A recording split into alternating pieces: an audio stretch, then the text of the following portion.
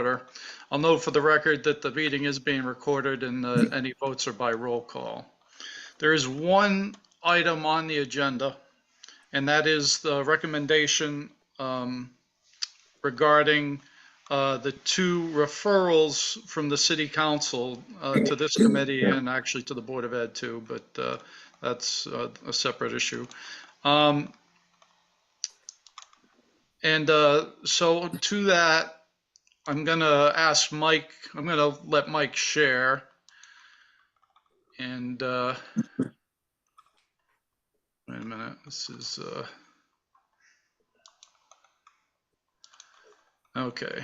So Mike, if you could, if you want to put up the numbers here. Can everyone see my screen? Yes. And everyone Yes. can hear me? Okay. So I'll just start with over the past couple months, just to give everyone a little bit of a brief history as to what we did. We had presented numbers to you at the last building committee meeting based on some reductions in square footage for the John M. Moriarty Elementary School and the Elementary School. That's represented by this first table. Hey, come on.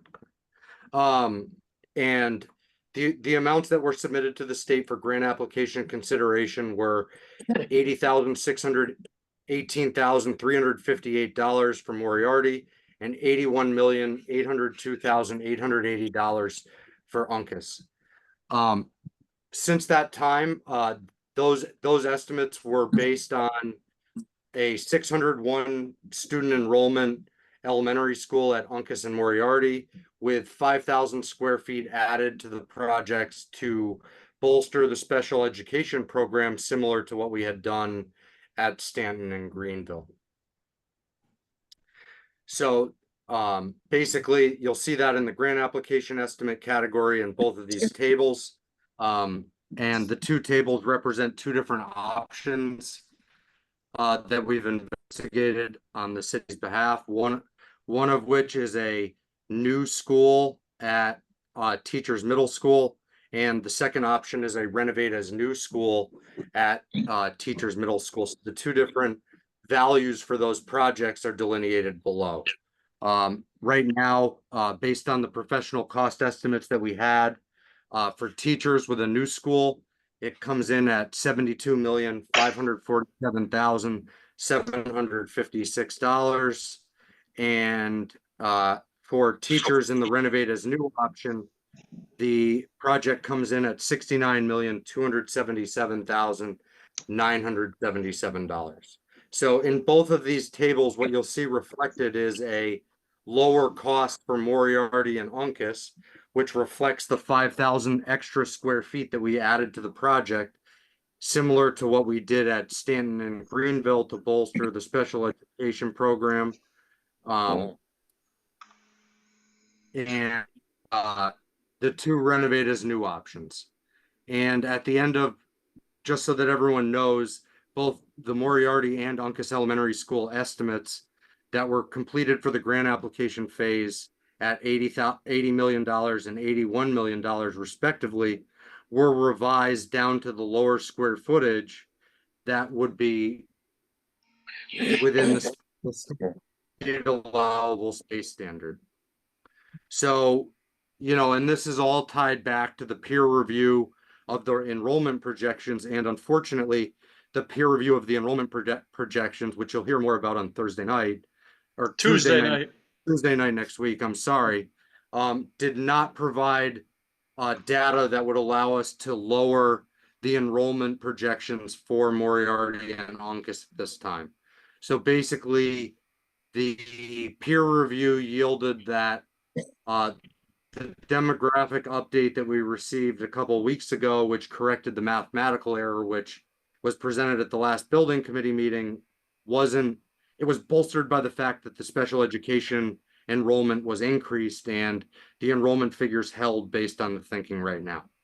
So then, given that information, the only thing that we were able to do to Moriarty and Uncas was potentially lower the square footage that was outside of the space standard. Now, what the peer review of the demographic update did provide to us was that it confirmed the enrollment projection that was within the master plan and the revised enrollment figures that were provided for the middle school enrollment. So there were a lot of discussions that went on between myself and the Board of Education regarding the enrollment and what the projected enrollment could be at the new teachers school. And we went back quite a number of years to determine the historical enrollments to try and understand what the maximum enrollment had been in the past at at Kelly Middle School to determine then, based on the confirmed enrollment data, what we would need to provide for the students at the teachers middle school.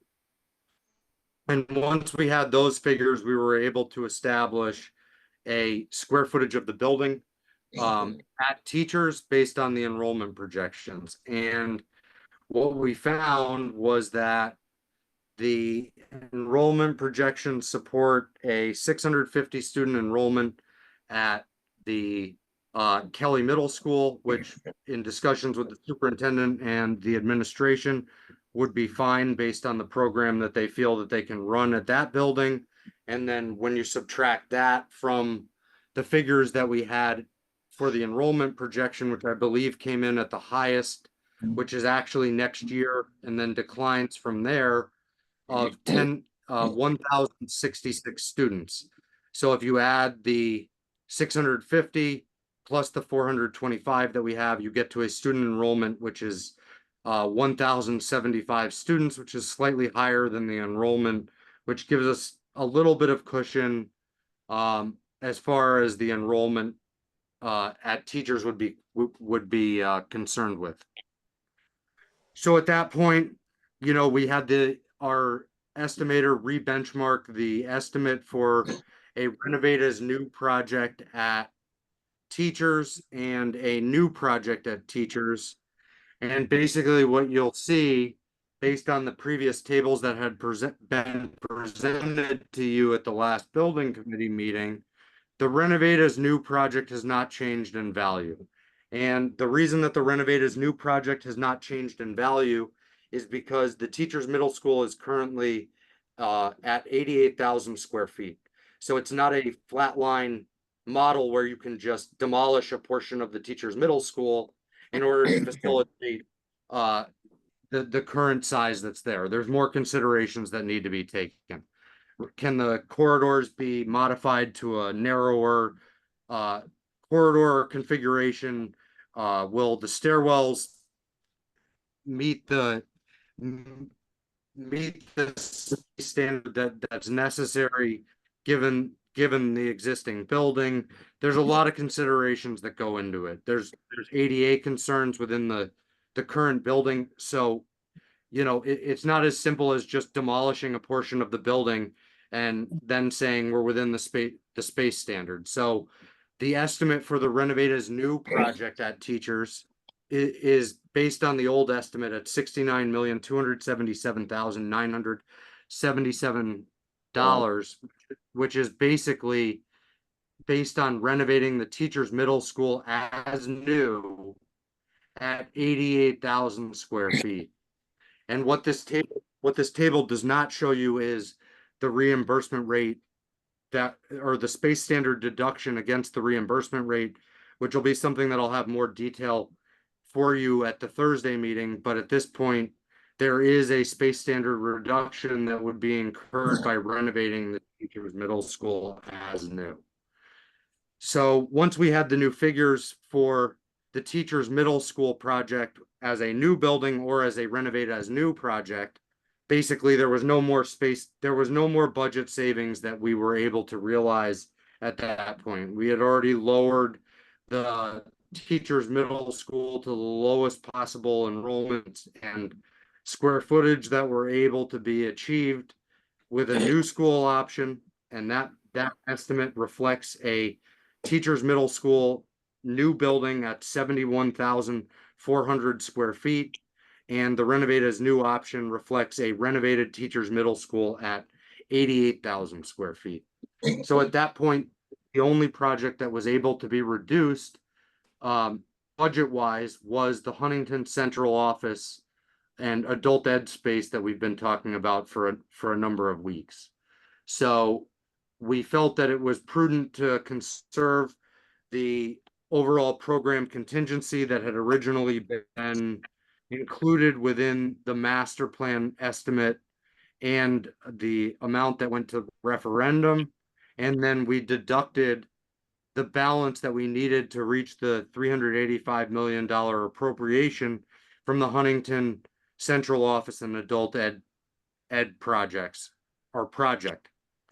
So basically what that did was it lowered the project cost at Huntington from $25,060,064 in the new school option to $10,574,923 while conserving the original contingency amount of $3,473,649 to get us back to the original referendum amount.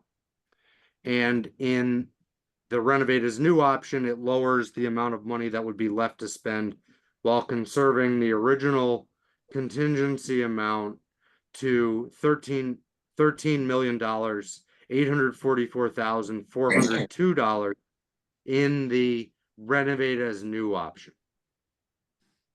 But again, I hear more of the standard reduction. It's a lot closer when you look at the reimbursement percentage based on the space standard reduction, including the additional 10% reimbursement that they would give us based on the information that we know now.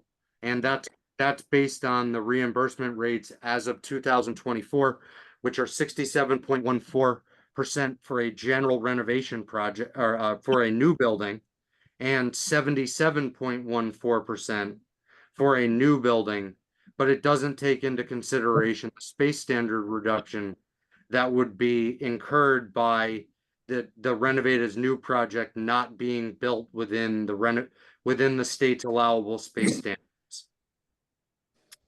And basically that in itself is the long and short of it. You will hear more about the demographic peer review, which basically at this point confirmed the middle school enrollment and was unable to lower the middle school or the elementary school enrollment because we don't have enough data right now to support lowering the enrollment at Moriarty and Uncas. Practically speaking, okay.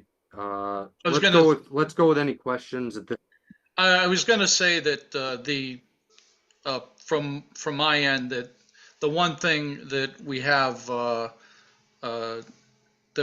we're dealing with here is, as far as the enrollment numbers go, we'll talk about on Tuesday, and that will be that we're unable to come up with those numbers to verify the numbers that Mike come up with because we just don't have the we haven't been able to forecast it because the numbers aren't in yet. Now, what we'll be asking the committee on Tuesday is to approve a new demographic study, enrollment study on Tuesday, and that will give us some leeway. Probably maybe assuming they come out the way we think it will, that will give us some leeway with Uncas and Moriarty.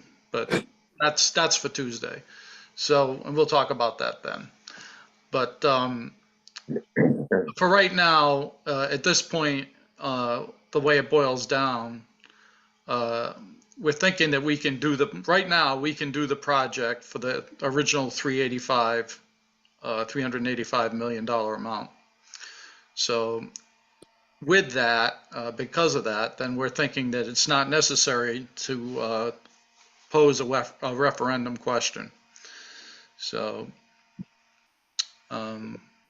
and so I don't know if we want to continue to talk about this, or if anyone's got any questions for Mike, please raise your hand or speak up or whatever. All right, Stacy. Okay, I have a couple of questions, Mike. These enrollment numbers for Stanton Elementary, for Stanton, Greenville, for the 4 elementary schools, is that, grades K through 5? Is that pre-K?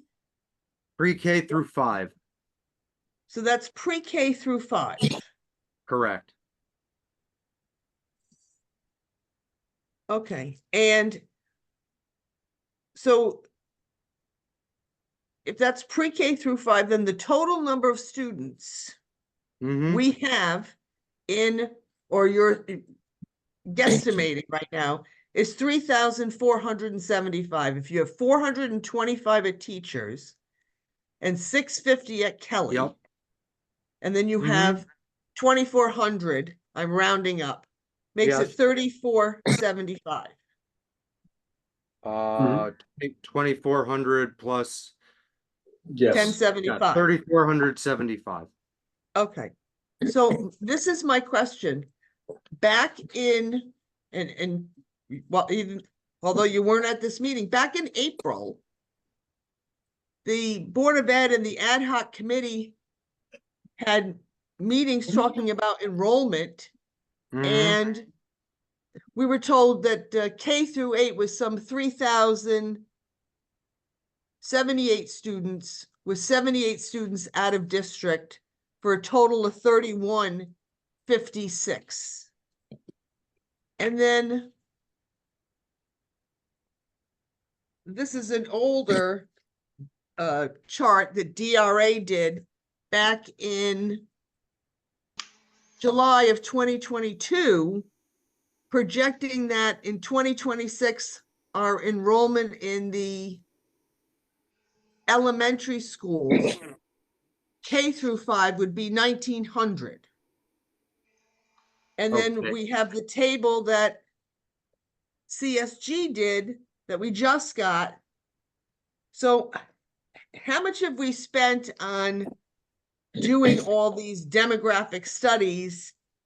And I realize it is a moving target because you don't know who's moving in and out, but we're going from 3,000 students to 3,400 students. I don't want to build, and we're hoping that this, we're getting this right. I don't like building something on hope. Mhm. And I 100% mirror that sentiment. And the data that I'm providing to you right now is based on a number of consultants' effort to try and get as many figures as we could, given the time constraint, to try and get referendum questions in front of you if we felt that they were necessary. And given the situation, Proper GIS, who was the original demographer that DRA had utilized, identified the math error that I had indicated to you at the last building committee meeting and corrected their tables. So the information that was provided to MP Planning Group, who was the demographer that we had provide the peer review, was provided every bit of information that I've been given. They were provided the original DRA master plan. They were provided the Cropper GIS enrollment update that we had performed back a number of months ago when we needed the updated figures in order to submit the grant applications. And they were also provided the demographic update that Cropper provided that corrected the math error as well. They were also provided historical enrollment data that was provided to us by administration. And unfortunately, given the time constraints and the need to potentially go for a second referendum, we weren't able to complete another demographic report. So in our eyes, the best option that we have in front of us was to have another demographer perform a peer review of the demographic data that we already had. Now, given the information that they were provided, you know, they're the way that the kindergarten enrollment was done, there's many different methods that demographers can take as far as how kindergarten enrollment is done. There's different measures of providing demographic information, which, I have asked the demographer to attend our Tuesday meeting, so he would be better suited to provide information to you as to the differences regarding the different ways that a demographer looks at information, but given the information that was in front of us, these numbers, I was in a position where if I wasn't able to provide you guys with evidence that this could be done and within the original referendum amount, that either, we needed to either increase the project budget or determine a way that we were able to confirm the amount of enrollment that we had within the district in order to confirm budget savings in order to prove that this estimate was valid. Now, the thing that you need to understand is that all of these estimates are conservative regarding the budget. I don't anticipate any of the enrollment data to change that drastically. And without being a demographer myself, I don't believe that the demographic and enrollment information will go up. So given that information, that's why the information that's being proposed in front of you is being proposed. I'm not in a position where I would provide you information that would potentially have this much of an impact on the project if it wasn't valid. And one other question. How much have we spent so far on all these demographic studies I that would be we can't I would use? I would be unable to, and I don't know that the term "can't use" is the appropriate term to use on this, right? Okay, so what would you say, that the information is? I believe we spent 7,500 on a demographic update to Cropper GIS, and Mhm. that demographic update was required because the previous information at the time was 2 years old, and the state would not have supported our grant applications based on the age of the enrollment reports. Okay, so we're doing this again because we need more accurate information. And having the most accurate information is always the most important thing on one of these projects in order to support, the fact that we're not building these schools too small.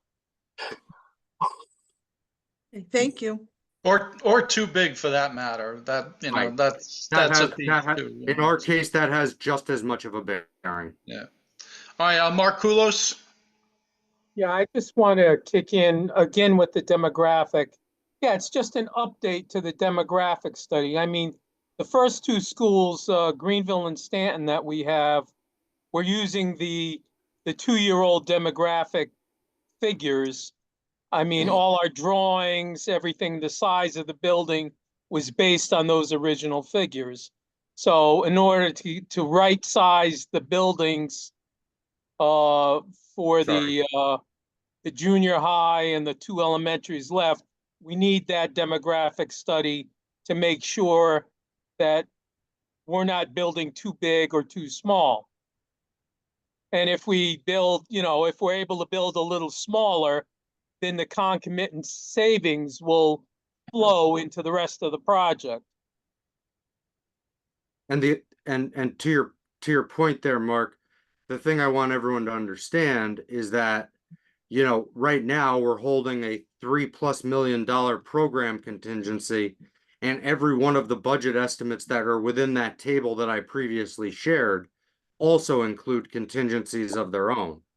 So there's design and estimating contingencies that are still present within the 2 estimates at the SD phase for the Greenville and Stanton project. We're holding escalation allowances and other estimating contingencies, as well as construction contingencies within the 2 projects that haven't been designed, as well as both design and estimating contingencies and escalation figures for the teachers middle school project. Right. So once the first 2 schools are built, we'll know exactly how much, if we have money left over, and that can be applied to the ongoing projects. And it just goes down the line. So the money that you're taking away from the last project, the Huntington project, right now it was a $25 million project for that building, Right now, we're between 13 and 18 million dollars, but assuming the no. contingencies and all of the other things, that can go back up by quite a significant amount. And the other thing that I'll tell you is that in the background, we are working with district administration to try and confirm the program and the amount of space that they're actually going to need and the amenities that are going to be needed at the Huntington Central Office and Adult Ed space. And I think that the information or the data that's needed for that, and based on preliminary discussions and seeing historical information as to what the Board of Education was able to achieve at the Bishop project, I believe that we're well within the realm of reality to get that Huntington project completed. Right. Okay. Hey, Mike, this is Peter Peter? Garfield. Yes, sir. Where the numbers for Moriarty and Uncas Correct. are much lower than the last ones we saw, correct? They are basically, let me reshare the screen for you, Peter, just so that you No, can I see. got it right in front of me. I think it's the Okay. same. So 597 is always the amount. we shaved about $6.6 million off of Moriarty, and we shaved about what 15 million. So basically, Peter, what at How did we do that? okay, so those buildings were originally scheduled. The space allowable standard for an elementary school that supports 601 students is 75,325 square feet. If you remember back when we contemplated the projects at Stanton and Greenville, we had added 5,000 square feet to the programs at those buildings to support a bolstered special education program. And, given our budget constraints, it was one of the only ways to reduce the project budget at Moriarty and Uncas. So we reduced. So we basically used the space allowance that the state gives us, period. We didn't add any extra space in. That's what it boils down to. So Correct. the space allowance that the state recommends, that's, and that they will reimburse us for without a legislative action, is the number that we're using. I just want to be clear. So I just want to understand. So what the primary way we brought the numbers down for Uncas and Moriarty was to reduce the square footage by about 5,000 square feet, round numbers. Yes? It's exactly 5,000 square feet. It's Okay. not even numbers. Okay. And so what does that do to our previous desire to have schools that are all the same, relatively speaking? So in discussion with the superintendent and administration, I don't believe that it'll have any type of a change to the building. What it may create is a situation where the square footage of the two new elementary schools is slightly less than what we currently have. So you may go into a pre-K classroom, and rather than it being the size that it is at Greenville and Stanton, it may be slightly less. We'll basically be looking at everything within the buildings to determine where we can achieve space savings. So Mike, let me cut you off. So we can save 5,000 square feet in doing that? Because that sounds counter to what we went through for the last year in evaluating the buildings for the programs. I think to some way, Peter, to potentially describe this, the best way that I can. I think that the thinking within the Board of Education may have changed slightly. since the original program statements and educational specifications that we provided.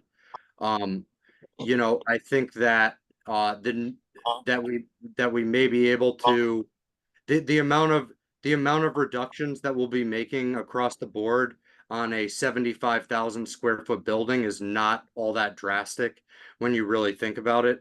One of the you know, So- and it, So are we Well, saying, are we saying that Greenville and Stanton have 5,000 of extra feet in each of those buildings that we don't need? I don't, I wouldn't go to that extreme to say that there's 5,000 extra square feet that we don't need. I would say that every bit of the space in those two buildings is going to be utilized in a way programmatically for the Board of Education. All that I'm saying, Peter, is that while I think, so just for me anyway, I think we need to have a little bit more depth to understanding how we, and don't get me wrong, I'm not saying it's the wrong thing by any stretch of the imagination, but how we take 5,000 square feet out of each Moriarty and Uncas, and then say we end up with the same product for Greenville, and because are we overbuilding for those two schools would be the converse? well, Can I, let me, can I, well, what I- Mike, what I let me can- just say something on that, just 1 sec, because once we do a new demographic study, and if there is a situation where I anticipate there might be, that those two, the next two schools, the third and, Moriarty and Uncas, you know, would be in a situation they would have less enrollment, then we may be able to, you know, recoup some of that space in a sense, at least equalize, you know, what is being allocated per student, you know. So that's a possibility too. So this isn't all cut in stone, you know, right now. So, but Mark, I hear what you're saying, and I agree with you, but that's not the reason we're giving for taking a 1,000-foot I don't know. in the two Right schools. now, there are just budgetary constraints, Peter. That's really what it boils down to. That's Okay. and Peter, So should we, what I- so should we be going back and taking a look at Greenville and Stanton for what we're doing? we're too late in the process for that. All right. I have my hand up. Yeah, I know, Joe. I know. Go ahead. Thank you. All right, so we're first of all, we're getting too far down in the weeds, but I do want to address the 4 elementary schools being the same. You know, that was our the school facilities committee, and then the beginning of this committee, that was our goal, simply because the thought was that if we're building 4 elementary schools in the course of 7 years, that if they were all pretty close to being the same, not only would we have the equity that we were looking for, but we would also, it would save us money in construction because essentially you're building the same building 4 times. But that has just not bared out. The equity part, I believe, still bears out. You know, we're just taking a cue from the from NPS administration, where they're going to change the program a little bit when it comes to special ed. Okay, but wait a minute, let me finish. Right, but essentially, you know, the idea of building 4 cookie cutter schools went out the window when they started boring into the ground on the Greenville site.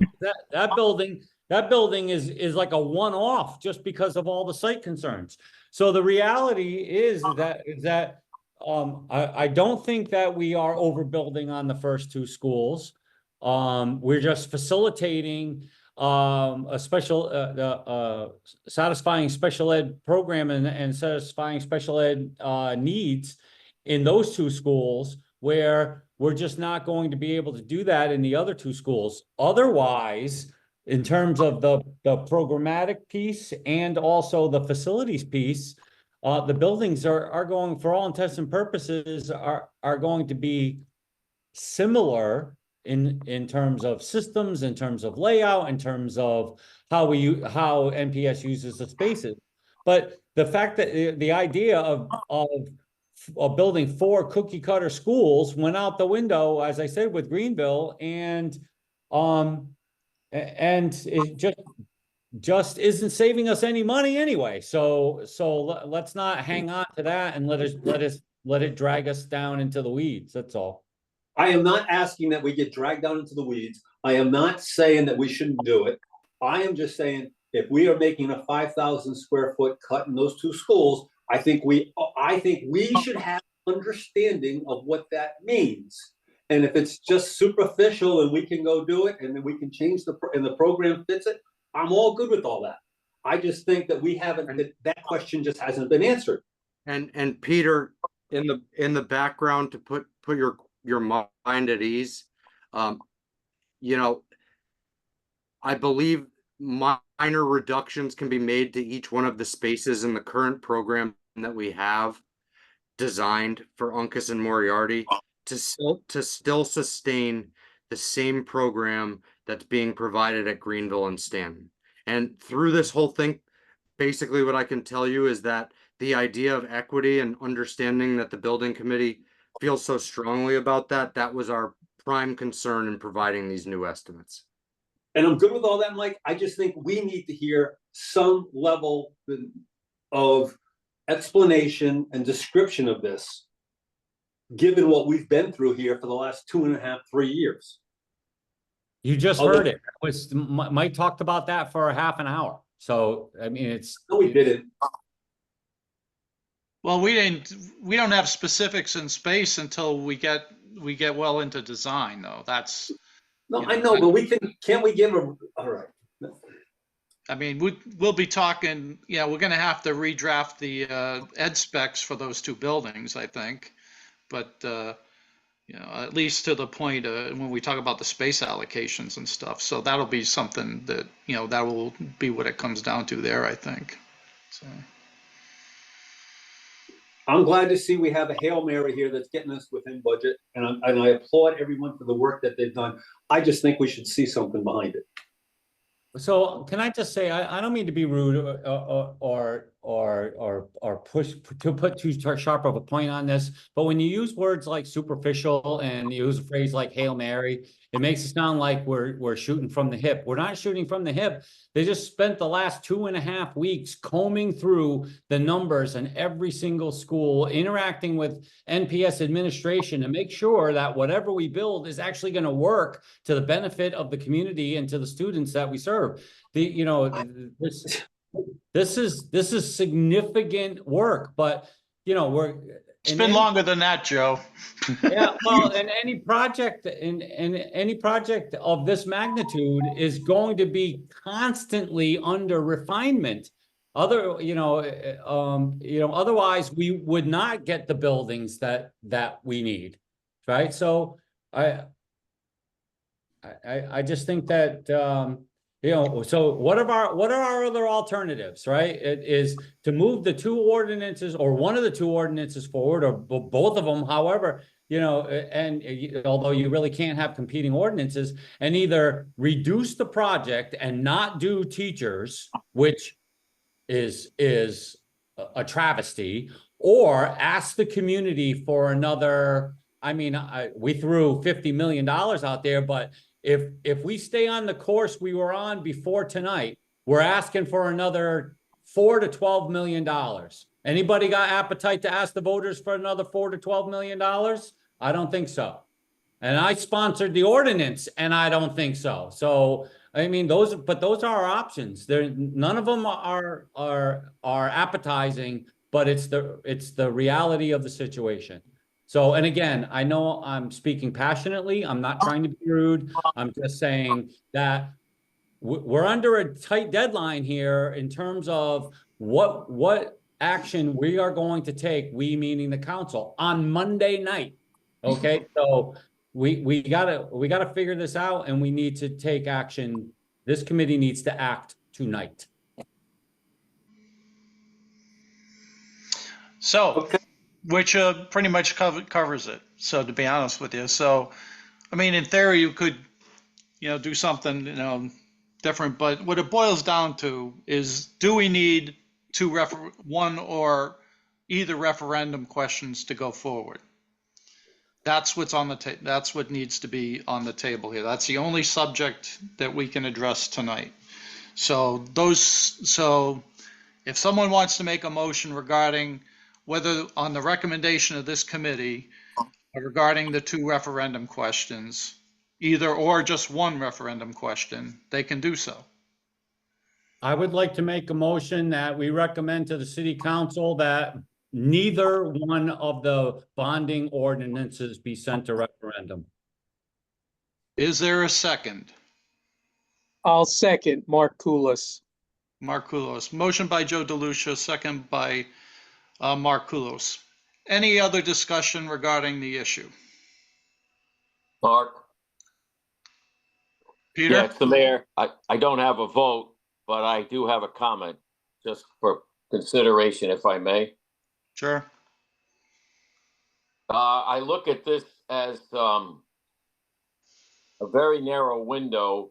We know what it is for those of us on the council. The meeting on Monday is followed by a meeting in September, and that's the drop dead date for any kind of recommendation for a referendum. I'm wondering if the members of this board have the stomach for a brief discussion on a recommendation of an ordinance, not either of the 2 as defined, but more of a hybrid in the between with blanks where dollar numbers are listed and things, only in case you needed a vehicle, because the day after the council meeting, you have the full meeting. I don't know, Mike can tell us, and I talked to him for about 20 minutes yesterday, whether or not I don't think we're going to have the demographer's final numbers by that point in time, but. No, we won't. We can't. We have to wait until the numbers will be based on the October 1st enrollment. So we can't, Well, that's when we submit them normally. Yeah, no, that's well, right. But that's where the numbers come from. So that's where it has to start. So for this year. So if you don't, wow. It's really a rock and a hard place here. Yeah, I'm not arguing that point. No, I know. I'm not arguing either. I'm just trying to offer a middle road here to say no ordinance, or if you don't have a vehicle in hand, there's nothing you can do. And I don't know if we wanted to short ourselves. That's all. Thank you. Yes. If it was a perfect world, we wouldn't be talking any cuts or anything. So, but I think what we're suggesting here is a way to get it done without impacting the students. So that's I think has got to be our primary concern. And also, obviously, the cities would face an impact if we didn't do work on teachers, for instance. We'll take that one proposal, for instance. There's millions of dollars in work that needs to be done at teachers right now. So that's a problem. So, and we've been putting it off, and it's an issue. So the schedule for teachers also doesn't change the fact that work's going to be delayed just through the construction phase as you're going forward. It's the 2 elementary followed by the next 2 elementary. Well, yes, but it will actually move up because of the advancement of UNCUS. So Yeah. A bit. Yeah. So I'd like to comment on my motion. Go ahead. I just want to say that, in support of the motion, that tonight, the information that we received tonight was to inform us and help us as a committee make a decision in good faith, whether or not we believe that this project can be completed for the $385 million that the voters approved at referendum. I believe that even though we do not have a new demographer's report, that the work that has been done allows us to say with relative confidence and in good faith say to the city manager and to bond council and to the community that we believe as a committee that this project, as approved, can be completed for the $385 million.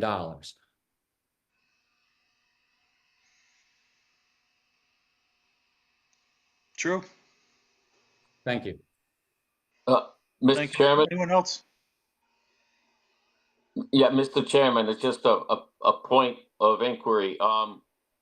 This is an advisory recommendation coming from this board. It will then be forward to the Board of Ed tonight. I hope they're going to be ready to meet.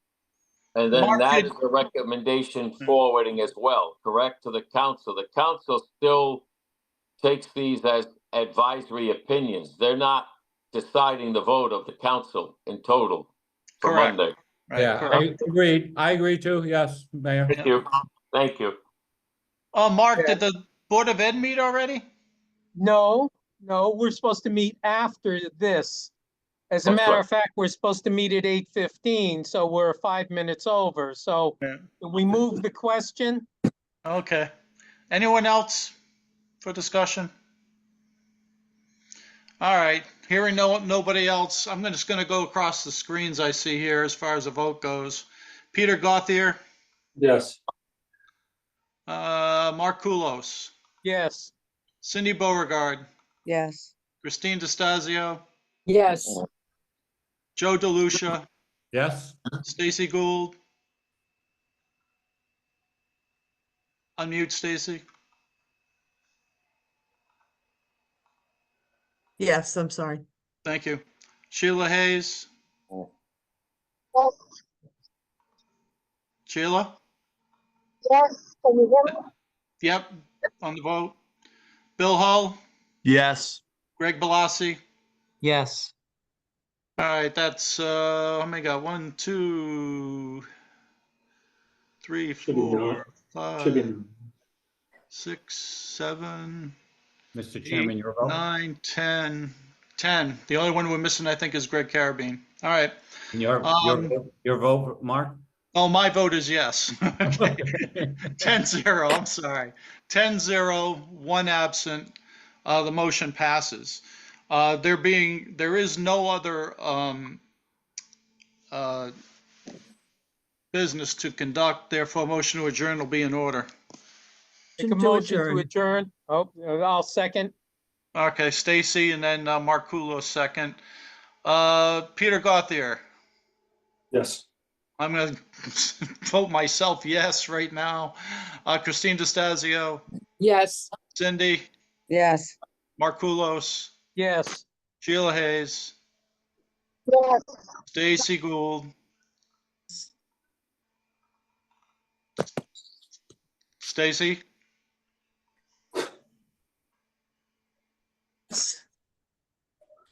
all right, Joe DeLucia, Yes. Bill Hull, Yes. Greg Balassi, Yes. 10-0. Unless I missed somebody. Did I miss anyone? I don't think so.